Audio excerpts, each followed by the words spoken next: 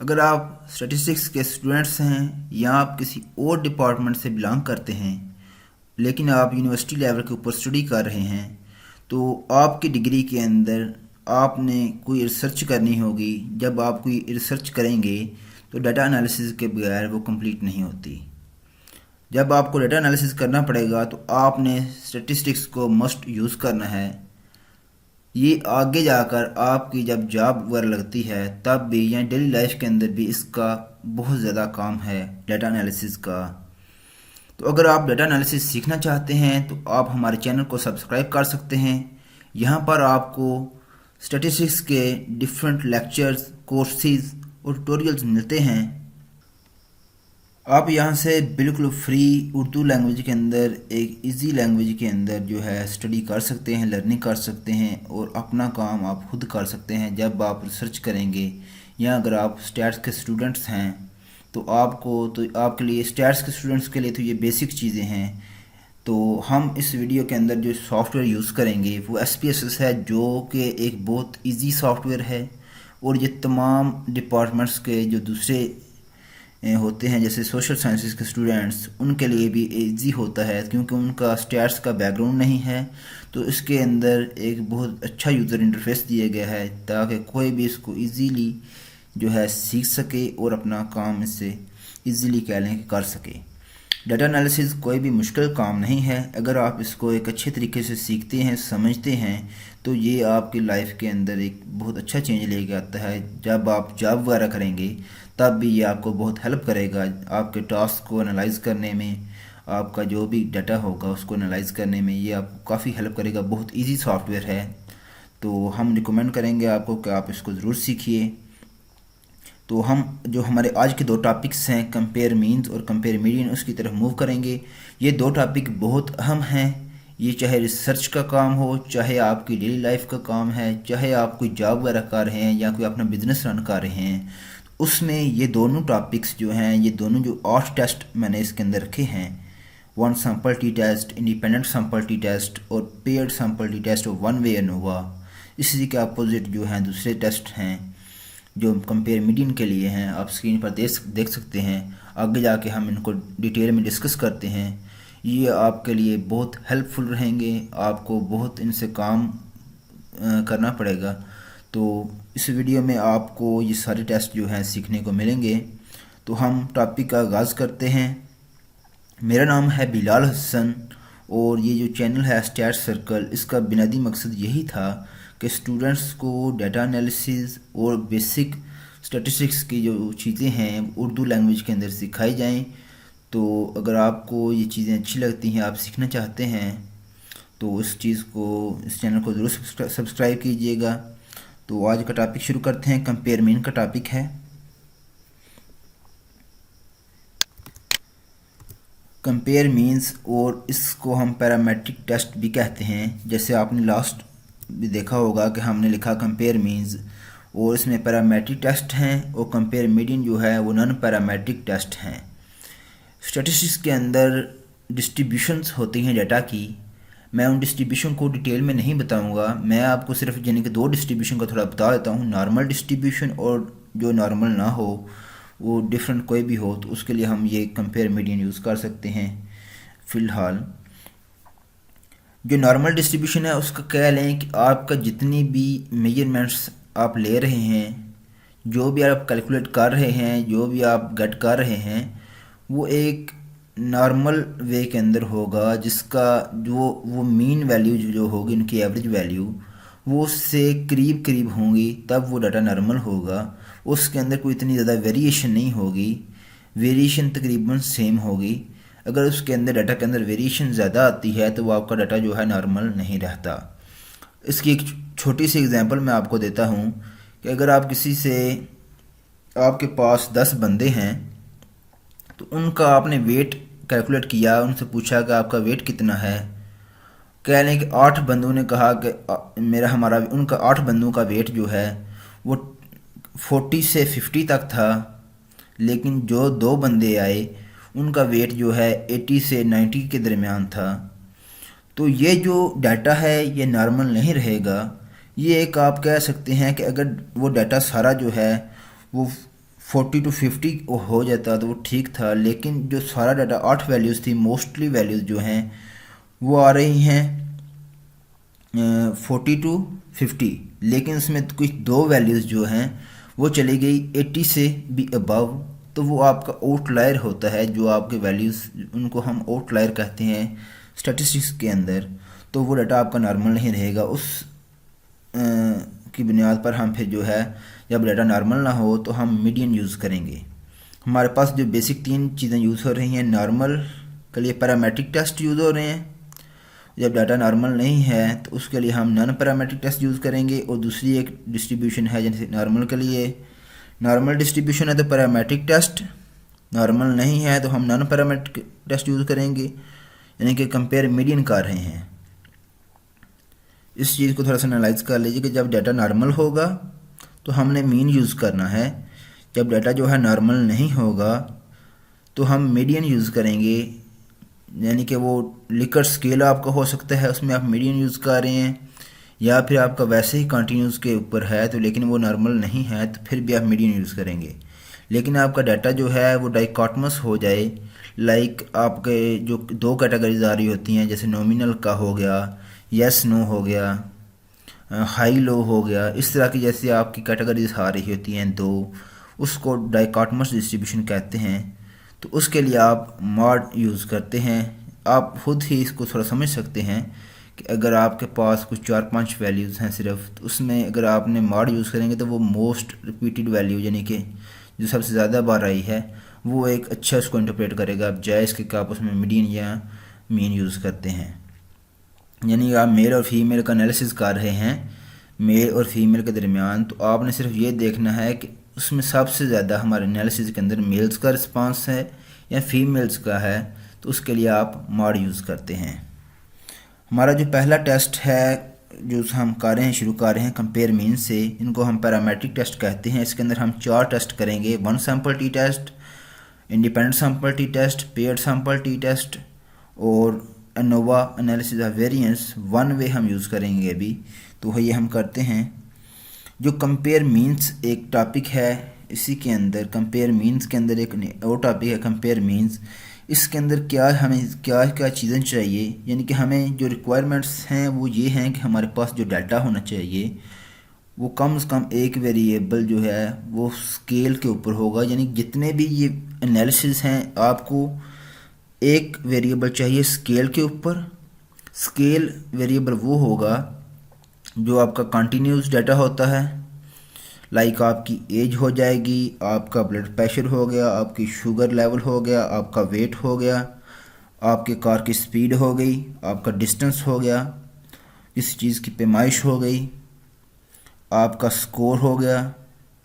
ये सारी चीज़ें जितनी मर्ज़ी एग्जांपल्स बना लें कंटिन्यूस लेवल के ऊपर, ये सारी आपकी जो है स्केल वेरिएबल के अंदर आती हैं। और ये अगर नॉर्मल डिस्ट्रीब्यूशन को फॉलो कर रही हैं तो हम जो है ये यूज़ कर रहे हैं पैरामेट्रिक टेस्ट। तो इसको लगाने के लिए जो है ये जो कंपेयर मीन है, इसका जो बेसिक मकसद है वो क्या करते हैं कि हम जो अपना एक कंटिन्यूस लेवल का वेरिएबल है उसको 2-3 या जितनी कैटेगरी के ऊपर चाहें हम डिवाइड कर सकते हैं। आपने देखा होगा, कोई रिपोर्ट देखी होगी, उसके अंदर क्या होता है कि जिससे मैं एक सिंपल सी एग्जांपल देता हूँ कि पाकिस्तान की पॉपुलेशन है, तो पहले उसको हम देखते हैं कि पाकिस्तान की इतनी पॉपुलेशन, हम कह देते हैं पाकिस्तान की कोई इतने करोड़ पॉपुलेशन है। उसके बाद हम आते हैं कि पंजाब की इतनी पॉपुलेशन है, सिंध की इतनी पॉपुलेशन है, यानी कि उसको प्रोविंसेस की बुनियाद पर कैटेगराइज कर दिया। अगर फिर हम प्रोविंसेस से नीचे आते हैं तो फिर हम डिवीजन्स पर चले जाते हैं, डिवीजन्स के बाद डिस्ट्रिक्ट पर चले जाते हैं। ये एक सारा फ्लो चार्ट बनता जाता है आपका। अगर आप उस तरह का टेबल बनाना चाहते हैं कि उन कैटेगरीज की बुनियाद पर, यानी कि बताए कि इसमें कितने यानी कि डाटा आ रहा है, तो फिर हम ये जो कंपेयर मीन का ऑप्शन है ये यूज़ करेंगे। इसको लगाने के लिए आप SPSS ओपन करें, एनालाइज में जाएं, कंपेयर मीन, और उसके बाद मीन्स का आपको टैब मिलती है, उसमें हम आपको अभी SPSS पर चलते हैं। ये मेरे पास SPSS ओपन है, मेरे पास ये कुछ डाटा मैंने लिया है। इसके अंदर जेंडर एक वेरिएबल है, ट्रीटमेंट वेरिएबल है, बीपी है, शुगर लेवल आफ्टर ट्रीटमेंट है और बीपी लेवल है। ये आगे मैं एग्जांपल्स के अंदर यूज़ करूँगा। इसकी लिंक डिस्क्रिप्शन में मौजूद है, आप वहाँ से ये डाटा फाइल डाउनलोड कर सकते हैं अगर आप इसी को प्रैक्टिस करना चाहते हैं। और प्रैक्टिस के बगैर आपको ये चीज़ें नहीं आएंगी, प्रैक्टिस जो है वो ज़रूरी है।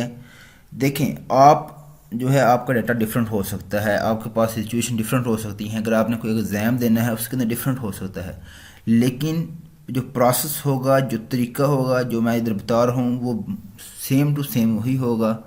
और इंटरप्रिटेशन भी आपने कि वेरी कर सकती है, आपके टीचर्स का माइंड आपके रिसर्चेस में वेरी करती है, वो आपने खुद चेंज करनी है। हम आपको सिंपल एक क्या लें स्टैंडर्ड जो है उसका एक लेआउट आपको दे देंगे कि इस तरह से होगा काम।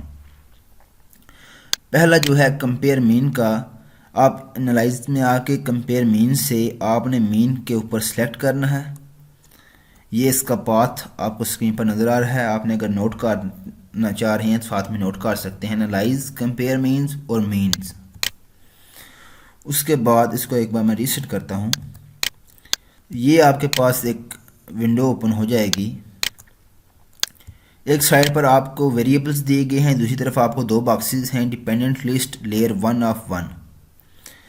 आपके पास जो भी स्केल के ऊपर आपने मेजर किया है, जैसे मैं एक डॉक्टर की एग्जांपल ले कर रहा था आपको समझाने के लिए, तो उसने शुगर लेवल मेजर किया पेशेंट्स का, तो वो स्केल के ऊपर था, कंटिन्यूस लेवल के ऊपर। मैंने उसको मूव किया डिपेंडेंट लिस्ट के अंदर। आपका जो भी कंटिन्यूस लेवल के ऊपर वेरिएबल हो, जो आपसे एग्जाम में पूछा जाए या आपकी रिक्वायरमेंट है रिसर्च के अंदर, या कोई अपना कोई आपका वेरिएबल है तो आप उसे करना चाह रहे हैं, उसको आप डिपेंडेंट लिस्ट के अंदर मूव करें। उसके बाद जिसकी बुनियाद पर आपको उसको टेबल को डिवाइड करना चाह रहे हैं, कैटेगरी बनाना चाह रहे हैं, उन जैसे मैं जेंडर की बुनियाद पर देखना चाहूँगा कि शुगर लेवल बिटवीन मेल्स का क्या है, फीमेल्स का क्या है। मैंने जेंडर को लेयर 1 ऑफ 1 में मूव कर दिया। लेकिन अगर जेंडर के अंदर भी मैं देखूं कोई और वेरिएबल मेरे पास हो, कि मेरे पास एक वेरिएबल है ट्रीटमेंट का, कि उसने 3 ट्रीटमेंट असाइन किए अपने पेशेंट्स को डॉक्टर ने, तो उसने देखना है कि जो मेल्स को 3 ट्रीटमेंट असाइन किए उनका मीन क्या आ रहा है, जो 3 ट्रीटमेंट उसने फीमेल को असाइन किए उनका मीन क्या आ रहा है। मैंने यहाँ से नेक्स्ट करना है और ट्रीटमेंट की कैटेगरी भी बना देनी है। ये बिल्कुल वैसे ही एग्जांपल है जैसे मैंने आपको कहा, पाकिस्तान की पॉपुलेशन जो है वो कह लें कि 22 करोड़ है, तो आप 22 करोड़ की एक पॉपुलेशन, आपके पास एक वेरिएबल आ जाएगा पॉपुलेशन। आप पॉपुलेशन को मूव करेंगे डिपेंडेंट लिस्ट के अंदर। उसके बाद आपके पास एक वेरिएबल होगा कैटेगोरिकल, प्रोविंसेस को मूव करेंगे लेयर्स के अंदर। फिर आपके पास वेरिएबल होगा डिवीजन्स का, फिर डिवीजन्स को भी मूव करेंगे, फिर डिस्ट्रिक्ट का। इस तरह से उनको मूव करते जाएंगे तो जो आपके पास टेबल आएगा वो कुछ इस तरह से आएगा। आपने जस्ट यहाँ से ऑप्शन में आपके पास स्टैट्स के तमाम जो है कैलिंग डिस्क्रिप्टिव्स मौजूद हैं। आप यहाँ से मीडियन वगैरह, मिनिमम, मैक्सिमम, बेशुमार जितने इसके हैं वो सब आपको यहाँ से मिल जाते हैं। आपने जिसको भी लगाना चाह रहे हैं आपने बस उसको क्लिक करना है और आगे मूव करना है, तो उसका जो है रिज़ल्ट अभी आपके साथ ऐड हो जाएगा। और उसके अलावा आपने यहाँ से कुछ नहीं करना, नोवा टेबल है अभी यहाँ पर हम डिस्कस नहीं करेंगे। कंटिन्यू करें, ओके कर दें। आपके पास ये जो है रिपोर्ट का आ गया है, इसको हम उठा लेते हैं इधर से।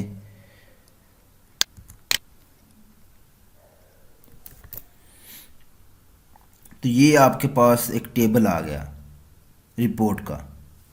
अब ये था कंपेयर में, यानी शुगर लेवल उसने दिया हुआ ऊपर, मेल्स में उसने 3 ट्रीटमेंट साइन किए, शॉर्ट एक्टिंग इंसुलिन दी, फिर उसने रैपिड एक्टिंग इंसुलिन दी, लॉन्ग एक्टिंग इंसुलिन दी।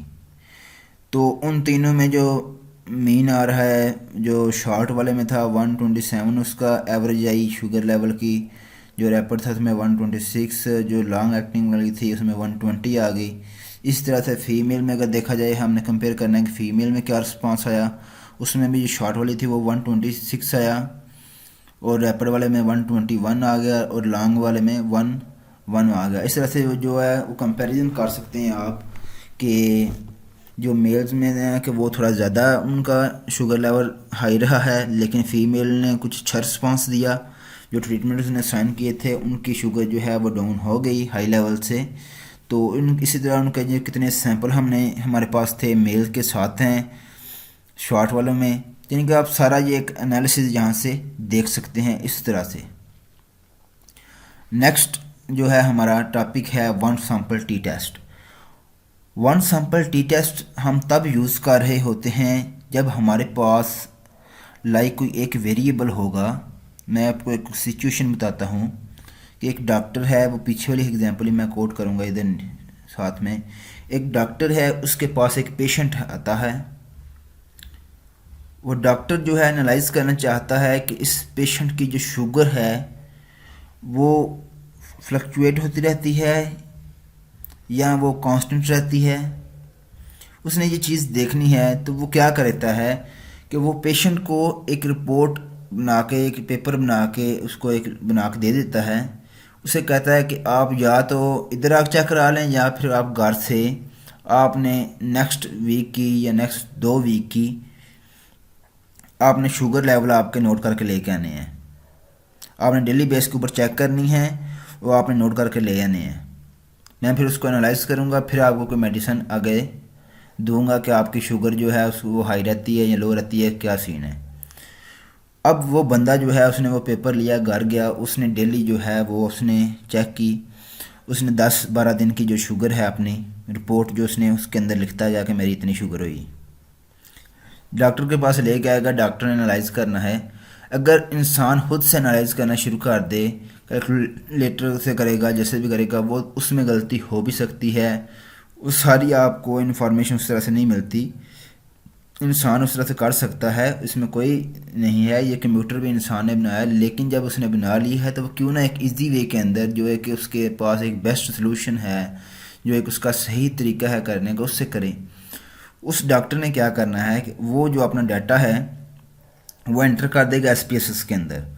वो डाटा कैसे एंटर करेगा, वो जो उसकी शुगर है उसको रखेगा स्केल वेरिएबल के ऊपर। उसके सारे जो एंटिटीज़ हैं 10-12 जितनी भी उसने कहा था एंटर की। उसके बाद वो उसको देखना चाहता है कि इसकी शुगर नॉर्मल रहती है या नहीं। अब उसने नॉर्मल, उसको पता है कि नॉर्मल का क्या है। जैसे नॉर्मल कह लें कि 120 एक उसका लेवल है कि 120 होगी तो वो नॉर्मल होगी। तो वो क्या करेगा, उसको टेस्ट करेगा। अब हम वो टेस्ट अगर देखें तो जैसे ये सारा मैंने मतलब लिखा हुआ था, इसका एनालाइज के अंदर जाके कंपेयर मीन के जाके वन सैंपल टी टेस्ट आपने करना है। उसका जो हाइपोथेसिस होगा हमारा वो होगा the average sugar level of patient is 120। ठीक हो गया। तो हम जो है एसपीएसएस के अंदर इसको रन करते हैं।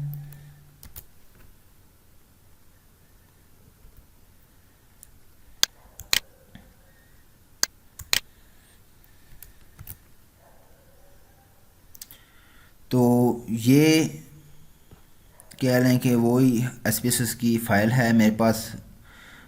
ये शुगर लेवल एक गिवन है। एनालाइज के अंदर जाऊंगा। इस तरह की अगर आपके पास सिचुएशन है, एनालाइज के अंदर जाना है, कंपेयर मीन और वन सैंपल टी टेस्ट के ऊपर क्लिक करेंगे तो शुगर लेवल जो है, आप एक बार इसको मैं रीसेट करता हूँ। आपने शुगर लेवल को टेस्ट वेरिएबल के अंदर लेके आना है, जिस चीज़ को आप टेस्ट करना चाहते रहे हैं।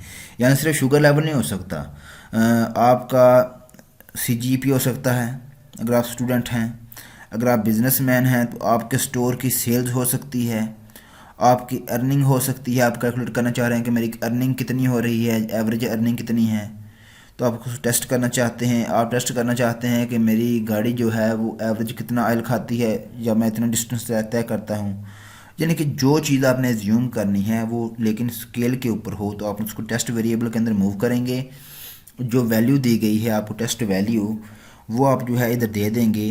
जो है आपको अगर देखें तो आप बुक्स के अंदर आपको एग्जांपल मिलती हैं कि एक फैक्ट्री है, उसने एक प्रोडक्ट बनाया और उसकी दे दी कि उसकी एवरेज लाइफ इतनी है। तो उस तरह का जब डाटा आता है वन सैंपल का, तो वो आप वन सैंपल टी टेस्ट जो एसपीएसएस के अंदर है उससे इजीली उसको देख सकते हैं। टेस्ट वैल्यू मैंने देता हूँ 120 और ओके कर देते हैं। यहाँ से आपको ऑप्शन में अगर देखें तो यहाँ से कॉन्फिडेंस इंटरवल पूछा गया। कॉन्फिडेंस इंटरवल बेसिकली आपका यही पूछता है कि आप कितने % कॉन्फिडेंट हैं कि वो वाकई 120 ही है। आप जितने ज़्यादा कॉन्फिडेंट होंगे उतना ही आपका सिग्निफिकेंस लेवल है जो उसका गलती का चांस देना है आपने एरर का, वो कम होता जाएगा। अगर आप 99 रखते हैं तो आपका जो टेस्ट जो है पासिस की रिजेक्शन या एक्सेप्शन है वो 1% पर होगी। अगर आप 95 रखते हैं तो 5% पर है। अगर आप 90 करते हैं तो वो 10%, यानी कि ये 1 में से आपने उसको माइनस कर देना है। कंटिन्यू करेंगे, 95 जो है एक स्टैंडर्ड 95 ही चलता है, और ओके करते हैं तो हमारे पास इसकी जो है रिजल्ट्स आ गए वन सैम्पल स्टैटिस्टिक्स के। जो पहले ही एक रिज़ल्ट आया उसके अंदर उसने मैंने कि उसके मीन वैल्यू बता दी, स्टैंडर्ड डेविएशन बता दिया। जो सेकंड रिज़ल्ट है इसको हमने इंटरप्रेट करना है इसकी बेस के ऊपर। इसको इंटरप्रेट कैसे करना है, आपका जो हाइपोथेसिस होंगे किसी भी चीज़ के स्टैटिस्टिक्स के अंदर, जब भी आपकी सिग्निफिकेंस वैल्यू आप एसपीएस के अंदर कर रहे हैं तो आपको सिग्निफिकेंस वैल्यू दी जाएगी। आपका जो भी हाइपोथेसिस है, अगर आपकी सिग्निफिकेंस वैल्यू आपका लेवल ऑफ सिग्निफिकेंस से अल्फ़ा से लेस आती है तो आप जो है अपने हाइपोथेसिस को जो एच नॉट होगा, जो आपका नल हाइपोथेसिस है उसको रिजेक्ट करते हैं। अगर आपकी वैल्यू अल्फ़ा से ग्रेटर देन आती है तो आपने अपना हाइपोथेसिस एक्सेप्ट करना होता है।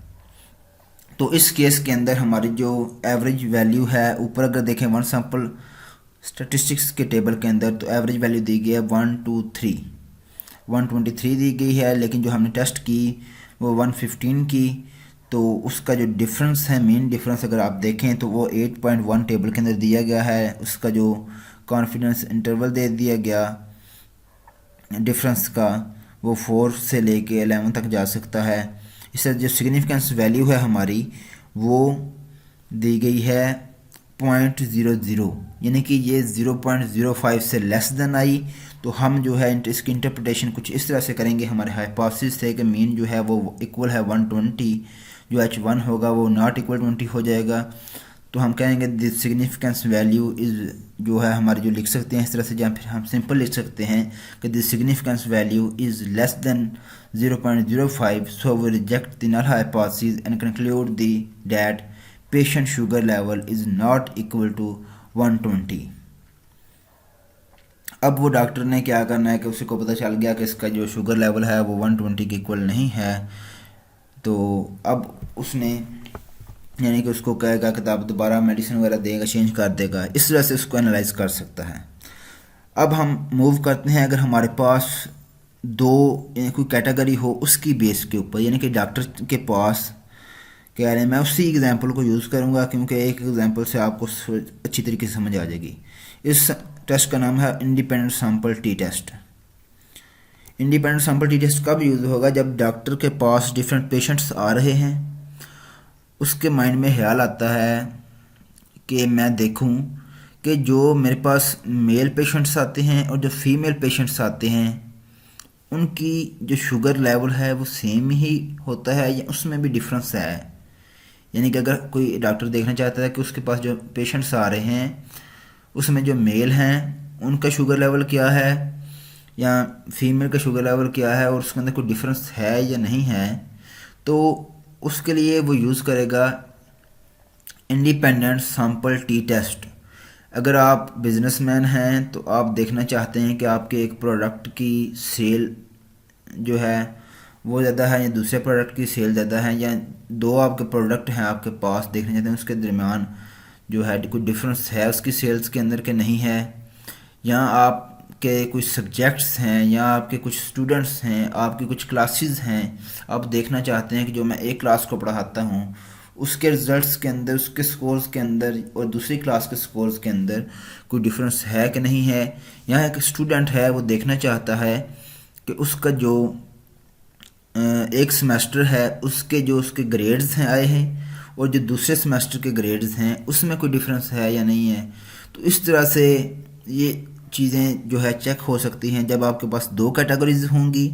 आप किसी एक स्केल वेरिएबल को उसके साथ कंपेयर कर सकते हैं, देख सकते हैं।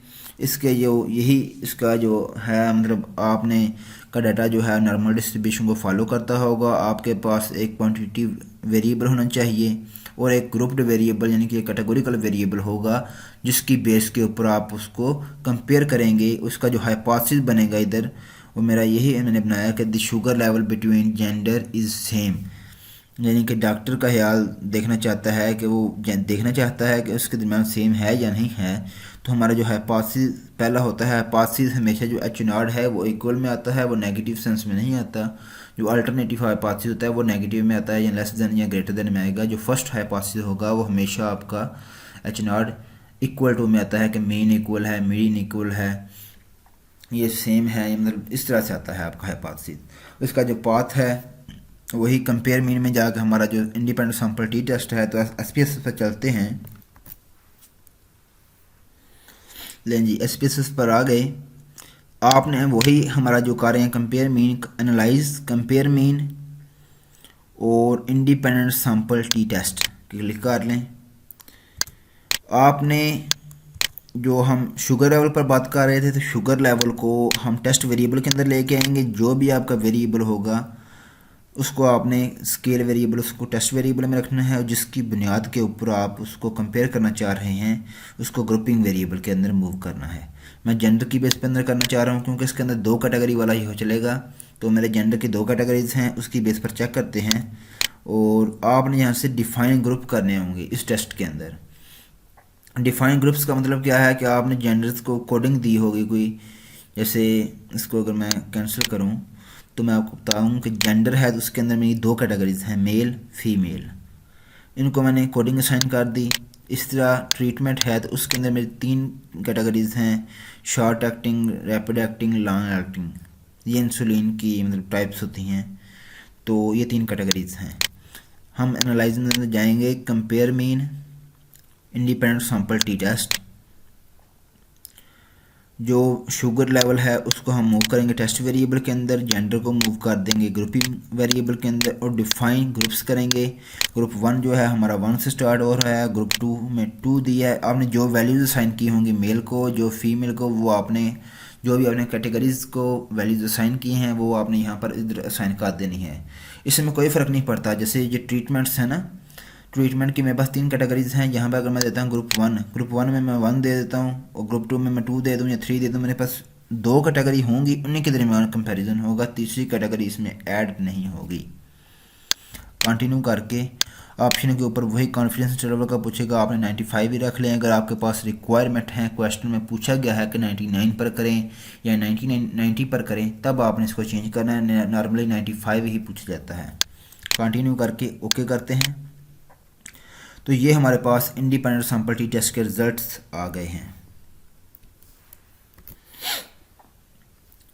इसके अंदर जो हमारे पास पहला टेबल आता है ग्रुप स्टेटिस्टिक्स का, उसके अंदर यानी कि उसने मेल का दे दिया कि मेल के 50 केसेस हैं, यानी कि 50 मेंबर्स हैं, फीमेल भी 20 हैं, 20 मेंबर्स हैं सॉरी, मेल के भी फीमेल के भी।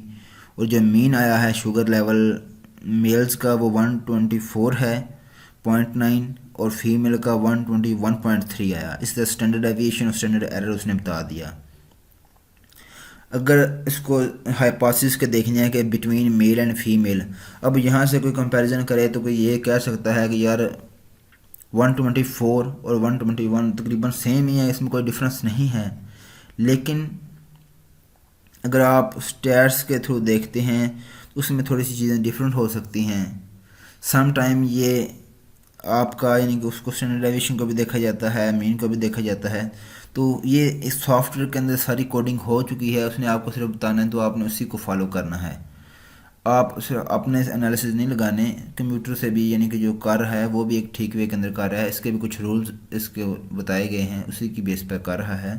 तो आप इससे एक अच्छे वे के अंदर यानी कि एनालिसिस ले सकते हैं।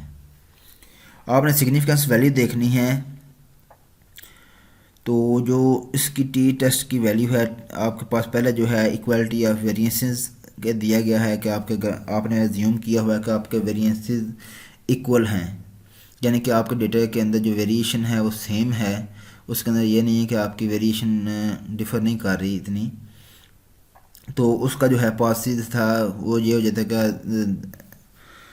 Variance between male and female यानी कि वो सेम है, तो वो इसका हाइपोथेसिस जो है वो एक्सेप्ट हो रहा है। 0.345 वैल्यू आई जो ग्रेटर देन है 0.05 से। इस तरह जो टी की वैल्यू आपको दे दी गई, डिग्री ऑफ फ्रीडम आपको मिल गया।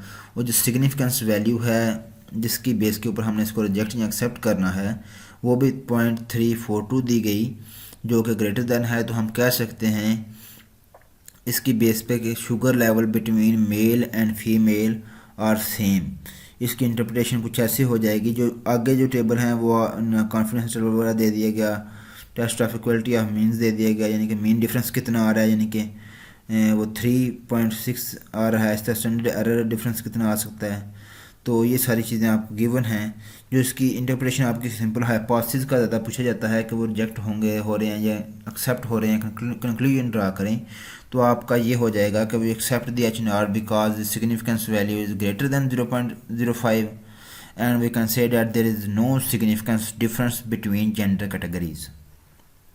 अब ये जितना हमने अभी काम किया अभी तक ये सारा जो था कर रहे हैं, ये पैरामेट्रिक टेस्ट यूज़ कर रहे हैं और डाटा जो है नॉर्मल डिस्ट्रीब्यूशन को फॉलो करता है। मैंने इसको चेक किया हुआ है।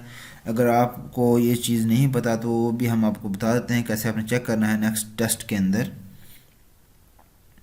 तो इसके बाद जो नेक्स्ट टॉपिक है हमारा वो है paired sample T test. Paired sample T test तब हम यूज़ कर रहे होते हैं जैसे एक सिचुएशन है कि डॉक्टर है, उसके पास पेशेंट आया, उसने उसको उसकी शुगर वगैरह टेस्ट की पेशेंट्स की, तो उसने उनको कुछ ट्रीटमेंट दिया, उनको कोई मेडिसिन दी और उसके बाद जो है उसकी फिर शुगर चेक की तो वो 2 रिज़ल्ट हो गए।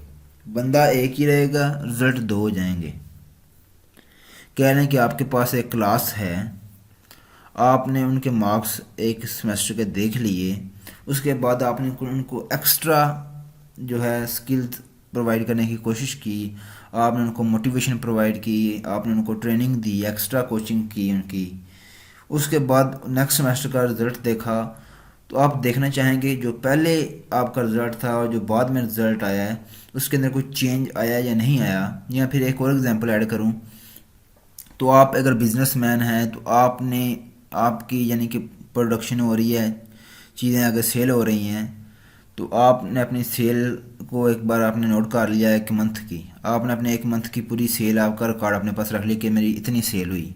उसके बाद आपने एडवर्टाइजमेंट के ऊपर जो है इन्वेस्टमेंट की, आपने अपने बिजनेस की एडवर्टाइजमेंट की। उसके बाद एडवर्टाइजमेंट के बाद देखा कि नेक्स्ट मंथ आपकी क्या सेल आती है। अगर आप देखना चाहें कि जो एडवर्टाइजमेंट के बाद जो सेल है और जो पहली सेल है उसके अंदर कोई डिफरेंस क्रिएट हुआ है कि मुझे जो मैंने एडवर्टाइजमेंट की है उसका कोई फ़ायदा हुआ या नहीं हुआ, तो उसके लिए आप paired sample T test use करेंगे। इसी तरह ये एग्जांपल थी कि डॉक्टर ने यानी कि पेशेंट्स को का शुगर लेवल चेक किया, उसके बाद उनको मेडिसिन दी, उसके बाद दोबारा उसने मेजर किया और देखना चाहता है कि उस मेडिसिन का उनके ऊपर कोई इफ़ेक्ट हुआ है या नहीं हुआ। तो वो हम देखेंगे इस एग्जांपल के अंदर। इसका प्रोसेस वही है, नॉर्मल डिस्ट्रीब्यूशन को फॉलो करता है, मतलब कंटिन्यूस होगा। तो प्री और पोस्ट स्टडी कह लें इसके अंदर, यानी कि एक बार पहले आप मेजर करेंगे चीज़ को, उसके बाद कोई ट्रीटमेंट असाइन होगा, उसके बाद दोबारा उसको मेजर किया जाएगा। तो ये पेयर्ड सैंपल होगा, यानी कि जो आपका डाटा आ रहा है वो एक ही चीज़ से आ रहा है लेकिन उसके अंदर ऊपर कोई ट्रीटमेंट रन हो रहा है, उसके अंदर कोई काम किया जा रहा है, उसके बाद दोबारा उसको चीज़ को मेजर किया जा रहा है। तो इसको एसपीएसएस के अंदर मूव लगाते, आप एनालाइज के अंदर मूव करेंगे। एनालाइज से कंपेयर मीन और पेयर्ड सैंपल टी टेस्ट के ऊपर आप क्लिक करके इसको रन कर सकते हैं। Analyse compare mean paired sample T test. उसके बाद आपने करना क्या होगा कि आपका जो शुगर्स हैं, जैसे मेरे पास ये देखें शुगर लेवल, मैंने एक वेरिएबल था शुगर लेवल, ये मेरा एक पेयर होगा और उस ट्रीटमेंट उसने दिया था डॉक्टर ने कोई, उसके बाद दोबारा शुगर टेस्ट की तो आफ्टर ट्रीटमेंट, यानी कि मैंने उसका वेरिएबल का नेम रख दिया आफ्टर ट्रीटमेंट। आपको पेयर्ड वेरिएबल्स का एक टैब में बॉक्स नज़र आ रहा है, उसके अंदर वेरिएबल 1 है, वेरिएबल 2 है। आपके जो भी 2 वेरिएबल हैं वो क्लास 1 क्लास 2 हो सकती है, वो यानी कि कोई भी दो वेरिएबल जिनको आप कंपैरिजन कर रहे हैं प्री एंड पोस्ट स्टडी यानी कि के नाम से रख लें, जो भी आप वेरिएबल रखना चाहते हैं। जैसे शुगर लेवल मेरा पहले था, उसके बाद उनको ट्रीटमेंट दिया गया, उसके बाद दोबारा उनकी मेजर की गई आफ्टर ट्रीटमेंट, ये मेरा वेरिएबल बन गया है, ये भी शुगर लेवल ही है, ये इन दोनों को मूव कर दिया है, तो ये एक मेरा बन गया। इस तरह अगर आपके पास और पेयर मौजूद हैं, आप उनको एक साथ रन कर सकते हैं, या आप सिंगल सिंगल टेबल अगर चाहते हैं तो उनको उस तरह भी कर सकते हैं। ऑप्शन के अंदर वही हमारा है 95% कॉन्फिडेंस इंटरवल, कंटिन्यू करके जस्ट ओके करते हैं तो हमारे पास इसकी आउटपुट आ जाएगी पेयर्ड सैंपल टी टेस्ट की। इसके अंदर जो हमारा पहला टेबल आया है जो दिया गया है पेयर्ड सैंपल स्टैटिस्टिक्स का, हमेशा जो हमारे पास टेबल आ रहा है स्टैटिस्टिक्स का, उसके अंदर यही चीज़ें गिवन होती हैं। मीन क्या आया, उसका ऑब्जर्वेशन हमारे पास कितनी थी, स्टैंडर्ड डेविएशन बता देता है, स्टैंडर्ड एरर मीन बता देता है। तो यानी कि शुगर लेवल जो पहले था वो 123 था, और आफ्टर ट्रीटमेंट जो है वो 102 हो गया। उसके बाद हमारे पास जो पेयर्ड सैंपल कोरिलेशन है, ये आपके पास एक बहुत ही हेल्पफुल है। इससे भी आपको अंदाज़ा हो जाएगा कि आपका जो मीन है वो अब डिफर करेगा या नहीं करेगा।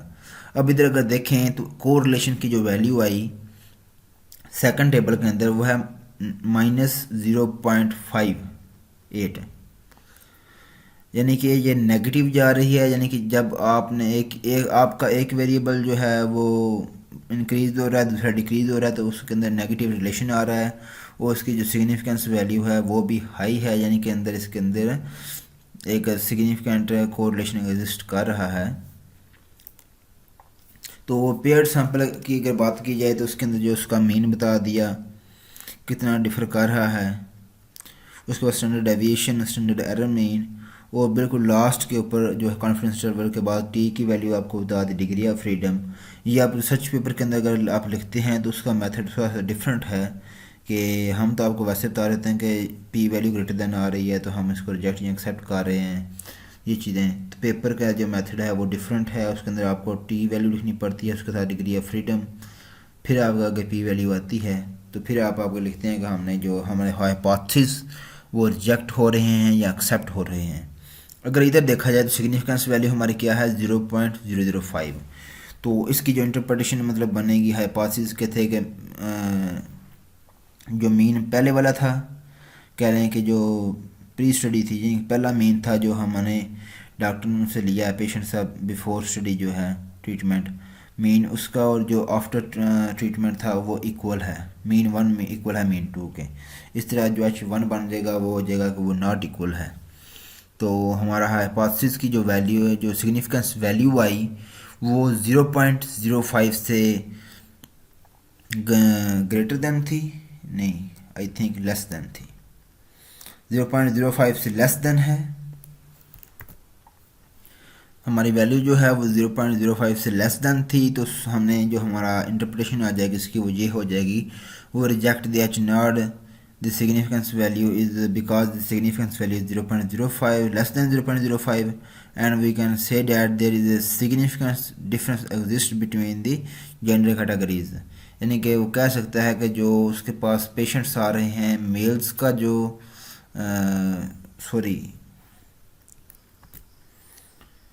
इसकी इंटरप्रिटेशन फिर ऐसे हो जाएगी, वो reject the H not because the significance value is less than 0.05, and we can say that there is a significant difference exists after the treatment in sugar level। यानी कि आपने जो उसको मेडिसिन दी, उसके ऊपर ट्रीट किया पेशेंट को, उसके बाद जो उनकी जो शुगर लेवल है उसके अंदर कमी आई, उसके अंदर एक डिफरेंस एग्जिस्ट करता है, यानी आप वो इंक्रीज़ भी हो सकता है। अभी तो मेडिसिन दी गई, ज़ाहिरी बात है वो डिक्रीज़ करेगा। अगर आप के पास वो बिज़नेस वाली एग्जांपल लेते हैं तो आप एडवर्टाइजमेंट करते हैं, तो मे बी एडवर्टाइजमेंट से बिज़नेस जो है वो इंक्रीज़ होते हैं, वो डिक्रीज़ नहीं होते।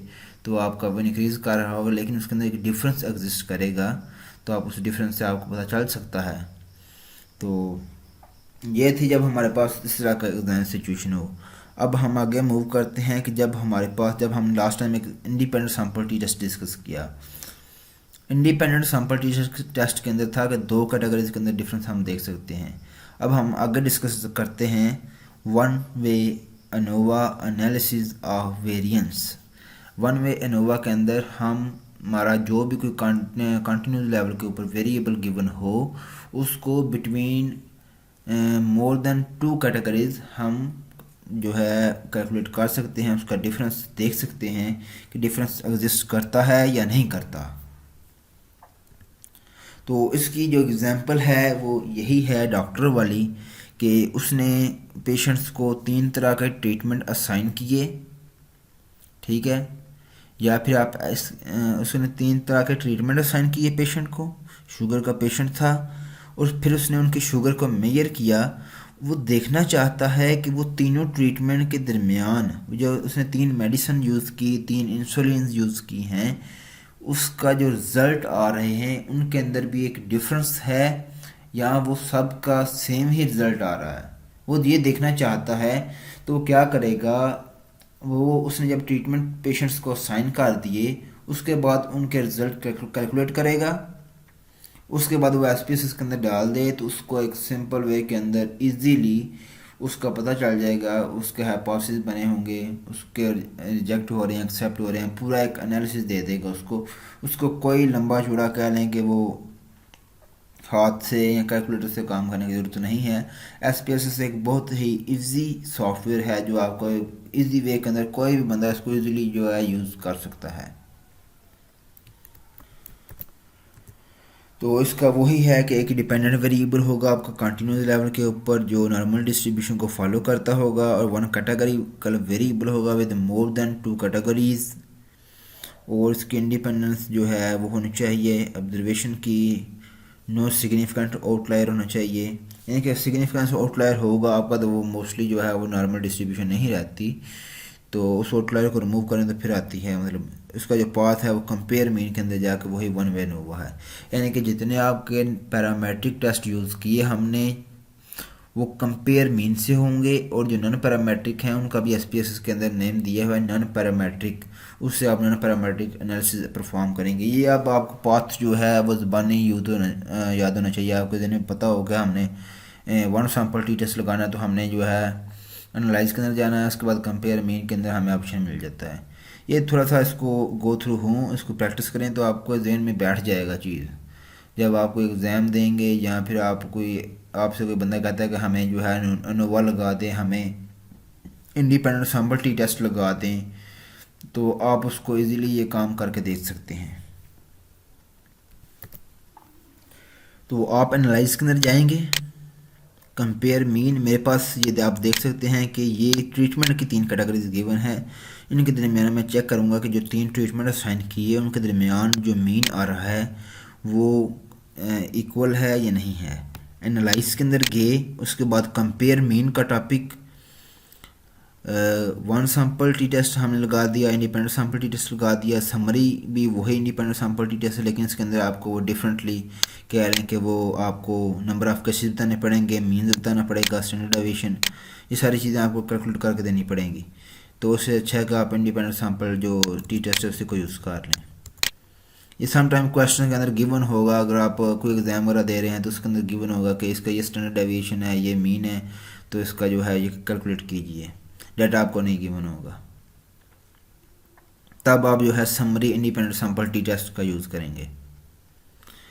हमने पेयर सैम्पल टी टेस्ट भी लगा लिया, अब लास्ट हमारा रह गया one way ANOVA compare means के अंदर। वन वे एनोवा क्लिक कर दिया, इसको मैं एक बार रीसेट करूँगा। तो जो मेरा वेरिएबल था कंटिन्यूस लेवल के ऊपर वो यानी कि शुगर लेवल था, उसको मैंने मूव किया डिपेंडेंट लिस्ट के अंदर, और जिसकी बेस के ऊपर मैं इसका एनालिसिस करना चाह रहा हूँ ट्रीटमेंट है तो उसको मैं फैक्टर के अंदर मूव कर दूंगा और जस्ट ओके करता हूँ तो मुझे जो है इसका पता चल जाएगा कि ये क्या हो रहा है इसके साथ। ये वन वे एनोवा की आउटपुट आ गई। ANOVA sugar level between groups with in groups का उसने दे दिया, सम ऑफ स्केयर दे दिया, डिग्री ऑफ फ्रीडम दे दिया, मीन स्केयर दे दिया, एफ जो है दे दी है वैल्यू, सिग्निफिकेंस वैल्यू उसने जो है दे दिया। सिग्निफिकेंस वैल्यू हमारी जो है ग्रेटर देन है 0.05 के, तो हम जो है हमारा जो है हाइपोथेसिस जो है वो एक्सेप्ट हो रहा होगा। अगर आप देखना चाहते हैं अगर आपका ये रिजेक्ट होता है हाइपोथेसिस तो आप इसको लिए और काम कर सकते हैं, देख सकते हैं किन कैटेगरीज के दरमियान जो है वो डिफरेंस आ रहा है। उसके लिए क्या करना होगा आपको कि वही आपका स्टेप है one way ANOVA compare mean one way ANOVA, और उसके साथ आपने पोस्ट हाक के ऊपर क्लिक करना है और यहाँ से आपने टुकी टेस्ट जो है ये लगा लेना है और कंटिन्यू करके ओके करें। अब आपके पास उसने यानी ग्रुप्स का भी बता दिया है, जैसे ट्रीटमेंट शॉर्ट एक्टिंग इंसुलिन और रैपिड एक्टिंग इंसुलिन का अगर देखें सिग्निफिकेंस वैल्यू उन ग्रुप्स को भी कंपेयर करके इन सब की सिग्निफिकेंस वैल्यू दे दी है। लेकिन अभी इधर यानी कि पहले बता रहा था कि इनके दरमियान कोई सिग्निफिकेंस डिफरेंस एग्जिस्ट नहीं करता, तो ये सारे सेम हैं। तो अगर सिग्निफिकेंस डिफरेंस एग्जिस्ट करता हो तब आप ये आगे जो है टुकी टेस्ट जो है ये लगा सकते हैं, और कुछ टेस्ट गिवन है आप वो लगा सकते हैं। ये हमारा कंपेयर मीन्स का टॉपिक जो है पैरामेट्रिक एनालिसिस जो है पैरामेट्रिक टेस्ट जो है वो हमारा कंप्लीट हो चुका है। अब हम मूव करते हैं जो है हमारा नॉन पैरामेट्रिक के ऊपर। वो सिंपल यही चीज़ें होंगी, सारी चीज़ें यही होंगी, बस जो आपका वेरिएबल है वो नॉर्मल डिस्ट्रीब्यूशन को फॉलो नहीं कर रहा। अगर आप उससे चेक करना चाहते हैं कि आपका वेरिएबल जो है नॉर्मल डिस्ट्रीब्यूशन को फॉलो करता है या नहीं करता, तो वो आप ऐसे चेक करते हैं डिस्क्रिप्टिव में आके एक्सप्लोर, और यहाँ से आपने जैसे ये शुगर लेवल था मेरा, इसको डिपेंडेंट लिस्ट के अंदर मूव करना और प्लॉट के अंदर नॉर्मेलिटी प्लॉट पर क्लिक कर दें। यहाँ से इसको अनचेक कर दें, यहाँ से भी अनचेक करके कंटिन्यू कर दें, तो मेरे पास नॉर्मेलिटी प्लॉट जो हैं आ जाते। टेस्ट ऑफ नॉर्मेलिटी ये मेरे पास गिवन है, सिग्निफिकेंस जो है ये 0.026 है।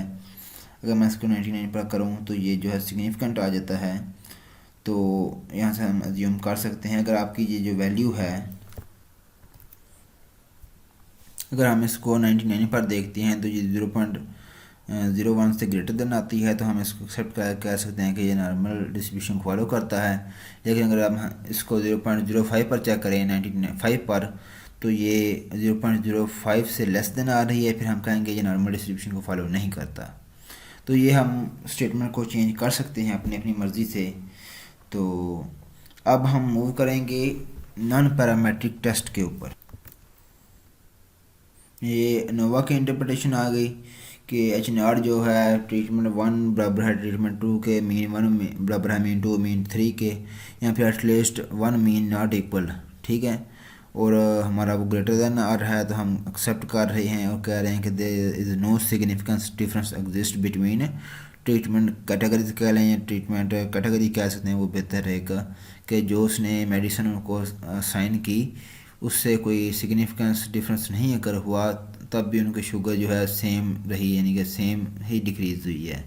ये नहीं हुआ कि एक मेडिसिन से ज़्यादा डिक्रीज़ हो गई या एक मेडिसिन से कम डिक्रीज़ हुई, वो तकरीबन उनका सेम ही इफ़ेक्ट था पेशेंट के ऊपर। नेक्स्ट टॉपिक हमारा है compare mean, compare median, non parametric test. ये सिंपल वैसे ही हैं जैसे वन सैंपल टी टेस्ट था, तो उसके लिए यूज़ हो रहा है विल्सन साइन रैंक टेस्ट। तो ऐसे जो इंडिपेंडेंट सैंपल था उसके लिए आगे यूज़ हो रहा है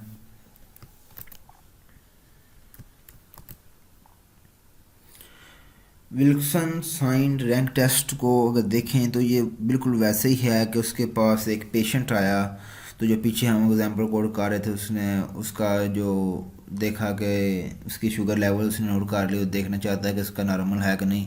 वो नॉर्मल शुगर की जो एक वैल्यू पुट कर देगा, देख लेगा कि इसका जो नॉर्मल आया या नहीं आया। तो लाइक उसका वही हम 120 लेके इसको 1 सैंपल से करेंगे। ये सारी इंटरप्रिटेशन जो इसकी होगी तकरीबन वैसे ही है, इसलिए मैंने एक एग्जांपल रखी थी कि आप सबको इजीली समझ आ जाए इस चीज़ कंसेप्ट की।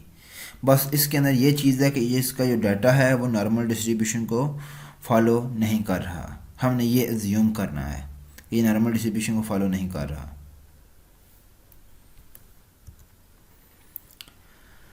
इसके लिए हम एनालाइज कर जाएंगे, जो इसका पाथ है वो है नॉन पैरामेट्रिक टेस्ट से। पहले हम कंपेयर मीन से कर रहे थे, अब हमने करने हैं नॉन पैरामेट्रिक टेस्ट। तो वो जो बिल्कुल सेंटर के अंदर नॉन पैरामेट्रिक टेस्ट की टैब जो मौजूद है बटन, उसके बाद आपने 1 सैंपल के ऊपर क्लिक करना है। अगर आपके पास एक सैंपल गिवन है, अगर आप जो है वो 2 सैंपल वाला कर रहे हैं तो इंडिपेंडेंट सैंपल से कर लेंगे। अगर आप वो पेयर्ड सैंपल वाला करेंगे तो उसके लिए आप रिलेटेड सैंपल वाला करेंगे तो ये 3 इधर से गिवन है। उसके बाद आप लेगेसी डायलॉग से भी यहाँ से भी सिलेक्ट कर सकेंगे। आपके पास ये 3-4 ऑप्शन मौजूद हैं। आप वन सैंपल से क्लिक कर लें या लेगेसी डायलॉग से भी आप उसको रन कर सकते हैं। मैं वन सैंपल से करता हूँ। आपने वन सैंपल के ऊपर क्लिक करना है। इसको एक बार रीसेट करूँगा मैं। उसके बाद आपके पास जो ऑब्जेक्टिव होगा उसके अंदर से आपने कस्टमाइज एनालिसिस को क्लिक करना है। यानी कि आप ऑटोमेटिकली भी कर सकते हैं कि ऑटोमेटिकली अगर करेंगे ऑटोमेटिकली कंपेयर ऑब्जर्व टू हाइपोथेसाइज्ड, ठीक है। उसके बाद आप ऑटोमेटिकली करते हैं एक बार, फिर दूसरी तरफ भी करते हैं। फील्ड यहाँ से आपने बीपी लेवल को, ये मैं एक बार सेलेक्ट करके इधर मूव करूँगा। जिस वेरिएबल को आपने करना है सिर्फ उसको टेस्ट वेरिएबल के अंदर रखना है। अगर आपके बाय डिफ़ॉल्ट इधर आ रहे हैं तो आप उनको इधर मूव कर देंगे। बीपी लेवल को मैं चेक टेस्ट करना चाहता हूँ कि बीपी लेवल उनका जो है वो सेम वो आ रहा है कि नहीं आ रहा। 120 जैसे कह लें या 100 कह लें। इसको रन करते हैं। अभी हमने टेस्ट वैल्यू जो है इधर नहीं दी, आई थिंक मिस्टेक हो गई। दोबारा रन करते हैं। Analyse non parametric one sample BP और सेटिंग के अंदर आके आपने कस्टमाइज टेस्ट के से यहाँ से कंपेयर मीडियन सेलेक्ट करना है, जैसे हम कंपेयर मीन कर रहे थे। लेकिन ये नॉन पैरामेट्रिक है तो इसके लिए कंपेयर मीडियन में हम देते हैं 100 जैसे। तो रन करते हैं तो ये मेरे पास वो वेरिएबल आ गया कि हमारा जो बीपी, ये इसकी आउटपुट जो है ना नॉन पैरामेट्रिक की, वो आपको इस फॉर्म में मिलती है अगर आप यहाँ से टेस्ट लगा रहे हैं तो। यानी कि the median of BP level equals 100। Test जो हमने लगाया है वो one sample sign rank test था। सिग्निफिकेंस वैल्यू जो है लेस देन आ रही है और उसने डिसीजन भी इधर बता दिया रिजेक्ट द नल हाइपोथेसिस। तो आप अपना भी इधर लिख सकते हैं अगर the significance value is less than 0.05 जैसे, तो so we can reject the null hypothesis and we can say that the median value of BP levels are not equal to 100। इस तरह से आपने ये काम करना है। तो ये हमारी आउटपुट आ गई, मतलब सारी सिग्निफिकेंस वैल्यू भी आ गई। इसकी बेस के ऊपर अब आप जो है अपने जो इंटरप्रिटेशन जो है वो लिख सकते हैं कि हमारी इंटरप्रिटेशन जो है वो मतलब 0.05 से लेस देन आ रही है, तो हम रिजेक्ट कर देंगे। नल हाइपोथेसिस को कंक्लूड करेंगे द पेशेंट मीडियन बीपी जो है median BP level is not equal to 120 या 100 जो हमने लगाया हुआ था। उसके बाद सेकंड टेस्ट जो है वो मैन विटने यू टेस्ट है। ये टेस्ट आप मुतबादल कह लें कि मुतबादल है उस टेस्ट का जो हमने इंडिपेंडेंट सैंपल टी टेस्ट लगाया था। इंडिपेंडेंट सैंपल टी टेस्ट हम यूज़ कर रहे थे मीन को कंपेयर करने के लिए जब हमारा डाटा नॉर्मल डिस्ट्रीब्यूशन को फॉलो कर रहा था। लेकिन जो मैन विटने यू टेस्ट है ये हम मीडियन को कंपेयर कर रहे हैं और ये हमारा डाटा जो है नॉर्मल डिस्ट्रीब्यूशन को फॉलो नहीं कर रहा। या फिर आप इसको ऐसे कह सकते हैं कि ये हम नॉन पैरामेट्रिक टेस्ट यूज़ कर रहे हैं। क्योंकि पेपर के अंदर या आपको जो बंदा को कहता है कि वो इस तरह से कहता है कि मैंने नॉन पैरामेट्रिक एनालिसिस लगवाना है, जब आप वो नॉन पैरामेट्रिक एनालिसिस की बात करेगा तो उसका मतलब होगा कि उसका जो डाटा है वो नॉर्मल डिस्ट्रीब्यूशन को फॉलो नहीं करता। हाँ, एक चीज़ है कि आप डाटा को कन्वर्ट कर सकते हैं नॉर्मल डिस्ट्रीब्यूशन में, वो एक अलग चीज़ है। तो जब आपका डाटा नॉर्मल डिस्ट्रीब्यूशन को फॉलो नहीं कर रहा तब आपने ये नॉन पैरामेट्रिक टेस्ट यूज़ करने हैं। तो हम मीडियन को कंपेयर करेंगे मैन विटने यू टेस्ट से जब हमारे पास 2 वेरिएबल होंगे। लाइक वही एग्जांपल पीछे वाली है कि वो डॉक्टर है तो उसने वो उसके पास जो पेशेंट्स आ रहे हैं मेल भी आ रहे हैं फीमेल भी आ रहे हैं, तो उनके दरमियान कंपैरिजन कर रहा है। 2 कैटेगरीज हैं या कोई उसके पास 2 उसने मेडिसिन उनको साइन की, वो देखना चाहता है कि एक मेडिसिन और दूसरी मेडिसिन से जो इफेक्ट आ रहा है वो सेम आ रहा है या नहीं आ रहा है। यानी कि इसका मकसद ये है कि आपके पास सिर्फ 2 कैटेगरीज हों तो आप उनके दरमियान ये मैन विटने यू टेस्ट लगाएंगे। अगर 2 से इंक्रीज़ कर जाती हैं तो फिर उसके लिए आप अनोवा यूज़ करते हैं। तो इधर अगर नॉन पैरामेट्रिक की बात की जाए तो आप उसके लिए क्रूस्कल वैलिस टेस्ट यूज़ करते हैं। इसका सारी चीज़ें वही हैं, बस डाटा जो है नॉर्मल डिस्ट्रीब्यूशन को फॉलो नहीं करता और जिसका पाथ है वो कह रहे हैं नॉन पैरामेट्रिक टेस्ट और इंडिपेंडेंट सैंपल टी टेस्ट। तो इसको हम रन करते हैं SPSS के अंदर।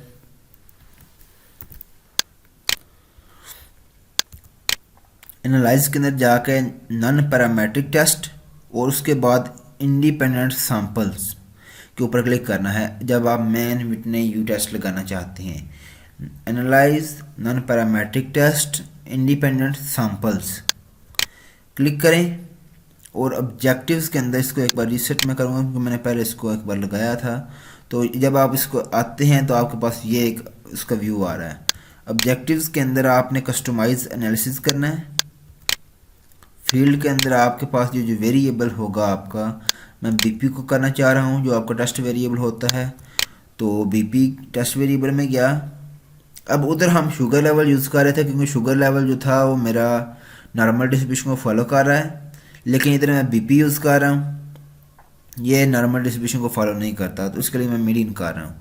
तो इसका आपको नहीं होगा कि शायद उसने उधर शुगर यूज़ किया था पैरामेट्रिक में, इधर बीपी, लेकिन ये जो दो लेवल्स थे, एक शुगर, मतलब आपकी कोई भी चीज़ हो सकती है ना। ये तो हम एक एग्जांपल क्लिक कर रहे हैं, शुगर लेवल, बीपी, ये आपके मार्क्स हो सकते हैं, ये आपका बिजनेस का कोई हो सकता है, ये आपकी किसी चीज़ की हाइट हो सकती है, स्कोर्स हो सकते हैं, कोई भी चीज़ जो आप मेजर करके उसको कंपैरिजन करना चाह रहे हैं। आपकी पॉपुलेशन हो सकती है किसी सूबे की दूसरे सूबे से कंपेयर करना चाहते हैं, मतलब कोई भी आपने है वेरिएबल आपका जो कंटिन्यूस लेवल के ऊपर मेजर हुआ, तो उसको आप कैटेगरीज की बुनियाद के ऊपर कंपैरिजन करना चाहते हैं कि उन कैटेगरीज के दरमियान उसका जो रिस्पांस है, उसके जो आउटकम है, उसके जो रिजल्ट्स हैं वो सेम आ रहे हैं या डिफरेंट आ रहे हैं। तो आप इस चीज़ के लिए जो सारा हम काम कर रहे हैं, 1 घंटे से भी आपको सारी चीज़ें बता रहे हैं, ये सारा काम उसी के लिए हो रहा है बेसिकली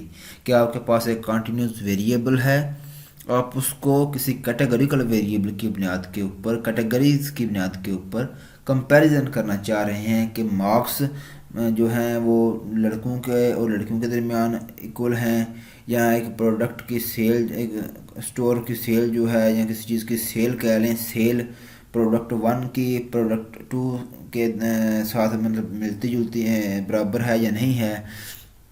या आप ऐसा कह सकते हैं कि जो इफ़ेक्ट है कि मेडिसिन का पेशेंट के ऊपर और दूसरी मेडिसिन का पेशेंट के ऊपर वो ठीक है या नहीं, यानी कि 2 कैटेगरी हैं। या एक कोई मेडिसिन हम यूज़ करते हैं वो मेल के ऊपर भी वही रिस्पांस देती है और फीमेल के ऊपर भी वही रिस्पांस देती है, या उन दोनों के अंदर भी कोई डिफर करती है। तो ये सारी चीज़ें जो हैं हम करते हैं। IQ लेवल कह लें, between mails and females equal होता है कि नहीं होता, ये सारी चीज़ें जो हैं हम इसके अंदर यही चीज़ें डिस्कस कर रहे हैं। बस हमारे वेरिएबल जो है ना वो डिफ़र करेंगे, बाकी लगाने का मेथड, एग्जम्पशंस कह लें इसकी, इसका जो आउटपुट आपके पास आएगी वो भी इसी फॉर्म के अंदर आएगी SPSS के अंदर। तो बीपी को आपने टेस्ट वेरिएबल के अंदर रखना है जो भी आपका स्केल के ऊपर वेरिएबल है, और जो 2 कैटेगरी का वेरिएबल है जिसकी 2 कैटेगरीज हैं उसको आपने ग्रुप वेरिएबल के अंदर मूव करके जस्ट रन करना है, तो आपके पास आउटपुट आ जाएगी नॉन पैरामेट्रिक टेस्ट की। तो इसके अंदर उसने क्या नल हाइपोथेसिस हमारा क्या था कि the distribution of BP level is same across categories of gender, यानी कि ये जो बीपी है वो उसका जो मीडियन है वो बिटवीन जेंडर कह लें और या फिर बिटवीन मेल एंड फीमेल कह लें वो सेम है या इक्वल कह लें। इसके लिए जो टेस्ट यूज़ है उसने उसका नेम दे दिया इंडिपेंडेंट सैंपल्स, मैंने यू टेस्ट यूज़ हुआ है। सिग्निफिकेंस वैल्यू जो है हमारी ग्रेटर देन आई है 0.05 से, और उसने क्या दिया, डिसीजन दे दिया रिटेन द नल हाइपोथेसिस।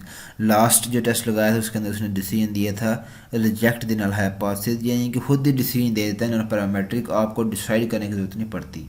यानी कि सम टाइम होता है कि स्टूडेंट कंफ्यूज हो जाते हैं कि अब हमने एक्सेप्ट करना है रिजेक्ट करना है। नॉन पैरामेट्रिक के अंदर आपको SPSS ये फैसिलिटी प्रोवाइड कर रहा है कि वो साथ में डिसीजन दे देता है आपको कि आपका जो हाइपोथेसिस है वो रिजेक्ट हो रहा है या एक्सेप्ट हो रहा है। आपने इसको अगर फर्दर जो है एक्सप्लेन करना जितना कर लें वो उतना ही काम है, आप उसको आगे एक्सप्लेन जितना मर्जी कर सकते हैं। तो इसकी जो इंटरप्रिटेशन थोड़ी सी शॉर्ट से एक इंटरप्रिटेशन जो लिखी हुई है वो यही है कि we accept the H not because significance value जो है वो greater than I, so we can say that there is no significance difference exist between gender categories. तो इस तरह से ये जेंडर कैटेगरी के दरमियान डिफरेंस एग्जिस्ट नहीं करता, मीडियन दोनों का सेम है। इसी तरह अगर और जो हमारे पास लास्ट टाइम हमने डिस्कस किया था पेयर्ड सैंपल टी टेस्ट, कि अगर हम पेशेंट्स का या किसी चीज़ को पहले मेजर कर लें, उसके ऊपर कोई ट्रीटमेंट करें, असाइन करें, उसके बाद दोबारा उसको मेजर करें, फिर देखें क्या रिज़ल्ट आता है। तो ये वो है Wilson matched pair sign rank. तो ये वो टेस्ट है Wilson matched pair sign rank test. अगर आपके पास वही होगा कि आपके पास पेशेंट है, उसको आपने उसकी शुगर टेस्ट मेजर कर लिया या बीपी मेजर कर लिया, ट्रीटमेंट दिया, फिर उसको आपने दोबारा से उसका शुगर कह लें, बीपी कह लें, या कोई भी आपका जो स्केल वेरिएबल है, जो जिस चीज़ को आप कंपैरिजन करना चाह रहे हैं कि जिस चीज़ का, वो आपने मेजर की, तो उसके बाद आपने उसको एसपीएस के अंदर पुट कर देना है जिस डाटे को। तो आप यहाँ से वो जो है एनालिसिस लगा के परफॉर्म करके एसपीएस के अंदर उसका रिजल्ट से के इंटरप्रिटेशन कर सकते हैं। तो मेरे पास ये बीपी लेवल था और साथ में बीपी लेवल जो तो नहीं है मेरे पास दूसरा, तो मैं इसी के ऊपर एक एग्जांपल आपको देता हूँ, शुगर लेवल के ऊपर ही है। एनालाइज के अंदर जाते हैं, नॉन पैरामेट्रिक टेस्ट और रिलेटेड सैंपल से आपने इसका जो पाथ है वो है analyse non parametric test related sample, यानी कि जो आपका पेयर्ड सैंपल टी टेस्ट के बजाय यूज़ हो रहा है मीडियन के लिए नॉन पैरामेट्रिक, उसका क्या नाम है रिलेटेड सैंपल्स या Wilson matched pair signed rank test जो है। यहाँ से आपने जो है ये शुगर लेवल वाले को ले लेते हैं, एज्यूम करें कि हम 95 पर काम कर रहे हैं, तो उससे जो रिजेक्ट हो जाएगा कि ये नॉर्मल डिस्ट्रीब्यूशन को फॉलो नहीं करता। तो हमने चेक भी किया था शुगर लेवल पहले वाला और बिफोर वाला। अब जब उधर कर रहे थे पैरामेट्रिक में, तो आपके पास वो टेबल था एक वेरिएबल 1 वेरिएबल 2, लेकिन इधर इस तरह का नहीं, टेस्ट वेरिएबल है। आपने कि जो भी दो पेयर हैं उनको मूव कर दें टेस्ट वेरिएबल के अंदर, जस्ट जो है रन कर दें, या फिर यहाँ से आके कस्टमाइज एनालिसिस पर क्लिक करें और यहाँ से ये विल्सन मैच्ड पेयर साइन जो रैंक है यहाँ से चेक लगा के फिर रन कर दें। ऑटोमेटिकली भी एसपीएस कर देगा आपको, अगर आप कस्टमाइज एनालिसिस करना चाहते हैं तब भी आपको ये कर देता है। उसके बाद आपने जस्ट ये सारे काम कर लेने हैं। ऑब्जेक्टिव में कस्टमाइज एनालिसिस फील्ड में वेरिएबल को मूव कर दिया, सेटिंग के अंदर आके Wilson matched pair sign move कर दिया, उसके बाद आपने जस्ट रन कर दें और आपके पास नॉन पैरामेट्रिक टेस्ट की जो रिजल्ट्स हैं, जो उसके आउटपुट है वो आ गई। हाइपोथेसिस टेस्ट समरी आ गई आपके पास, null hypothesis the median of difference between sugar level and after treatment equal 0, यानी कि उसके अंदर कोई डिफरेंस नहीं है, वो सारे हम इक्वल हैं, यही हमारा मीन होता है। इस तरह से जो है वैल्यू हमारी जो ग्रेटर मिनिमम आ रही है 0.05 से 0.0 आ रही है, तो हमारा हाइपोथेसिस जो है रिजेक्ट हो जाएगा। हम कह देंगे the significance value is less than 0.05, तो so we can reject the null hypothesis. साथ में उसने डिसीजन दिया हुआ है और हम कह सकते हैं कि जो उसने किया है काम, जो ट्रीटमेंट उसने साइन किया है, उससे एक सिग्निफिकेंस डिफरेंस एग्जिस्ट हुआ है, उसने रिजेक्ट कर दिया कि ये इक्वल है, उससे कोई डिफरेंस आ रहा है। नॉन पैरामेट्रिक के अंदर उसने कोई कोरिलेशन आपको नहीं बताया। उसके बाद अगर इसी तरह से हम दूसरा जो टेस्ट है हमारा उसको भी इस टॉपिक के अंदर ये हमारा लास्ट एनालिसिस है, लास्ट टेस्ट है Kruskal valleys one way ANOVA कह लें नॉन पैरामेट्रिक के लिए, जिसमें हम मीडियन को कंपेयर कर रहे होंगे। तो इसका जो है वो ही पीछे वाले एग्जांपल से 3 ट्रीटमेंट जैसे कल उसने साइन किए शुगर को लेवल के ऊपर, तो देखना चाहेगा कि उनके अंदर जो डिफरेंस एग्जिस्ट कर रहा है या नहीं कर रहा। तो बाकी सारा काम वही है, बस ये अगर वो नॉर्मल डिस्ट्रीब्यूशन को फॉलो नहीं करता, जो इसका लगाने का पाथ है वो नॉन पैरामेट्रिक इंडिपेंडेंट सैंपल से लगेगा। तो हम मूव कर लेते हैं उधर। आपने एनालाइज के अंदर जाना है, एनालाइज के बाद आप non parametric test independent samples, ये आप पाथ जो है लिख के रख लें, कहीं आपको ज़बानी मतलब अगर याद नहीं रहता अभी, तो वैसे भी आप इतनी थोड़ी अंडरस्टैंडिंग रखें ना कि जो भी आप टेस्ट लगाना चाह रहे हैं, अगर कोई बंदा कहता है तो आप इसके अंदर देखें। अब इनको छोड़ें, अभी थोड़ा सा डिस्क्रिप्टिव लगानी है, ऊपर डिस्क्रिप्टिव का दिया हुआ है, ठीक है। सब कुछ दिया हुआ है। कंपेयर मीन लगाना है, कंपेयर मीन्स का दिया हुआ है। कोरिलेशन लगाना चाह रहे हैं, कोरिलेट का दिया हुआ है। मैं बाकी जो टेस्ट हैं उनका भी नहीं जा रहा क्योंकि वो अभी आगे नेक्स्ट काम है, आप सिंपल पर हैं अभी। ये रिग्रेशन लगाना, रिग्रेशन लिखा हुआ है, रिग्रेशन में क्लिक करें, रिग्रेशन की सारी जो है आपको एनालिसिस मिल जाते हैं। इस तरह से नॉन पैरामेट्रिक टेस्ट पर क्लिक करें, वन सैम्पल के लिए, इंडिपेंडेंट सैम्पल के लिए, रिलेटिव सैम्पल्स के लिए। इसी तरह लेगेसी डायलॉग से भी आपको मिल जाएंगे one sample, two sample, independent samples, two related samples, K related samples, तो ये सारे आपको मिल जाते हैं। आपने इंडिपेंडेंट सैम्पल के ऊपर क्लिक करना है फॉर क्रॉसकोर वैलिड टेस्ट लगाने के लिए। आपने जो भी आपका वेरिएबल जिसके ऊपर आप लगाना चाहते हैं, जैसे बीपी लेवल है तो इसको मैं मूव करूँगा टेस्ट वेरिएबल के अंदर, और जिसकी बेस पर मैं ट्रीटमेंट की बेस के ऊपर करूँगा क्योंकि इसके अंदर 3 ग्रुप्स मेरे पास गिवन हैं, जिसके अंदर 2 से ज़्यादा ग्रुप गिवन होंगे क्रॉसकोर वैल्यूज उसके लिए बेस्ट है, क्योंकि 2 अगर आपके पास कैटेगरीज होंगी तो उसके लिए तो आप विल्सन साइन रैंक भी टेस्ट लगा सकते हैं। तो हमने 3 के लगाना है तो उसे क्रॉसकोर वैल्यूज टेस्ट है, रन कर दें तो आपके पास इसकी आउटपुट आ जाती है पाथ टेस्ट समरी में कि सिग्निफिकेंस वैल्यू जो है हमारी आई है इसके अंदर वो ग्रेटर देन आई, और डिसीजन जो है हमारा रिटेन द नल हाइपोथेसिस रहा, तो हम कह सकते हैं कि between males between treatments the BP level between treatments between 3 treatments are equal रहा हमारा।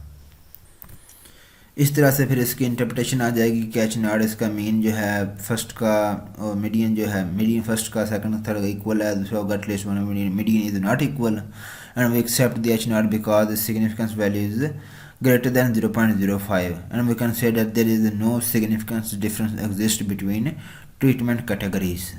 तो ये हमारा जो है टेस्ट तकरीबन कंप्लीट हो चुके सारे के सारे। ये टेस्ट थे जो हमने इस ट्यूटोरियल के अंदर डिस्कस किए हैं। 4 जो हैं पैरामेट्रिक टेस्ट जो डिस्कस किए, इसी के दूसरी तरफ जो है 4 दूसरे जो हैं वो उन्होंने पैरामेट्रिक टेस्ट डिस्कस किए। तो उम्मीद करता हूँ कि आपको इस चीज़ की समझ आई होगी। तो इतना मैंने कोई डिफ़िकल्ट चीज़ें नहीं बताई, फिर भी अगर कोई समझ नहीं आती तो आप पूछ सकते हैं। डिस्क्रिप्शन के अंदर मैं इसका लिंक भी दे देता हूँ जो मैंने ये स्लाइड्स बनाई थी, और उसके साथ मैं डाटा का लिंक भी दे दूँगा, आप उसको डाउनलोड करके प्रैक्टिस कर सकते हैं उसी डाटा के ऊपर। क्योंकि जब तक आपने प्रैक्टिस नहीं करनी आपको ये चीज़ें उतनी अंडरस्टैंड नहीं होंगी। तो लिंक मैं इसलिए दे दूँगा क्योंकि शायद आप फिर कहेंगे हमें वो डाटा की समझ नहीं आ रही, तो डाटा साथ में गिवन होगा, जैसे मैं परफॉर्म कर रहा हूँ आप उस तरह से परफॉर्म करके उसको समझ सकते हैं। बाद में अपने आप वेरिएबल चेंज करके भी उसको परफॉर्म करेंगे तो वो इजीली हो जाएगा। तो अगर आपको ये वीडियो अच्छी लगती है तो लाइक करें, अगर आपका कोई दोस्त है अहबाब है तो उसको भी अगर वो सीखना चाहता है डाटा एनालिसिस या कोई ऐसा देख रहा हो, तो अगर आपको डाटा एनालिसिस के मतलब कोई ऐसा काम हो गिवन हो, टास्क रिसर्च पेपर के रिलेटेड हो सकता है, तो आप हमसे रब्ता कर सकते हैं। हमारी ईमेल है statcircle@gmail.com, या फिर आप हमारे चैनल के ऊपर आके वहाँ से भी हमसे कांटेक्ट कर सकते हैं। हम जो है आपको पूरी इन्फॉर्मेशन प्रोवाइड करेंगे। अगर आपको ये वीडियो अच्छी लगती है लाइक करें और चैनल को सब्सक्राइब करना मत भूलिएगा। अगर आप ये डाटा एनालिसिस सीखना चाहते हैं साथ में बेल आइकन को भी प्रेस कर दीजिएगा ताकि जब भी हम कोई नई वीडियो अपलोड करें तो उसका नोटिफिकेशन आपको आ जाए कि हमारी वीडियो अपलोड हो चुकी है।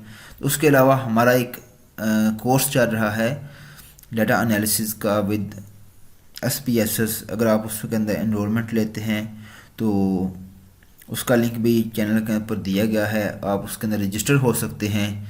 उसका क्या होगा कि आपको कुछ क्लासेस दी जाएंगी, तो उसके बाद आपको से कोई एक कह रहे हैं कि सेमिनार वगैरह रखेंगे, तो उसके आपके स्किल टेस्ट करके आपको एक फ्री सर्टिफिकेट दिया जाएगा कि आपने इस चीज़ को वाकई सीखा है। उससे हमें भी पता चलेगा कि हमारे जो लर्नर हैं वो इन चीज़ों को सीख रहे हैं, ना कि सिर्फ वो मतलब वैसे ही बस देखते ही हैं। तो हमें भी आइडिया होगा कि हम जो मेहनत कर रहे हैं वो किसी के काम आ रही है, कोई हमें दुआओं में याद करता है। तो अगर आपको कुछ सीखने को मिला तो हमें भी दुआओं में याद रखिएगा ताकि हम और जो है सिर्फ ऐसे ही करते रहें। तो अल्लाह आपको भी खुशहाल रखे और हमारे लिए भी दुआ कीजिएगा। तब तक अल्लाह हाफिज़। अस्सलामु अलैकुम।